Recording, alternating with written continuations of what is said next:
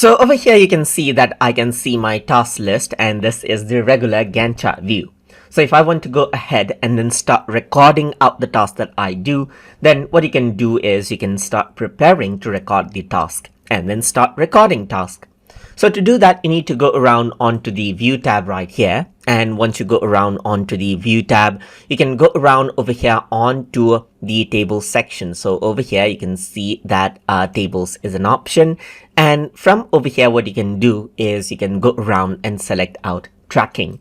So once you do that, this is what you see right here. So there's the completion percentage that you can go around and track out, as you can see right here. You can go around and change out the values right here just like this, and based on that you can see that as I change around the values right here, it starts tracking out. So there's an area so that you can go around and track around each of the progresses that you see right here. So for each of the tasks you can go around and track out how much percentage is complete, and then over here you can see that this is what you have. And once you do that, it becomes easy to know how much have been completed over time.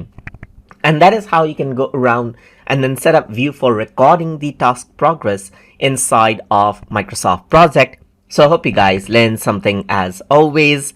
And as always, please like, comment, share, and subscribe.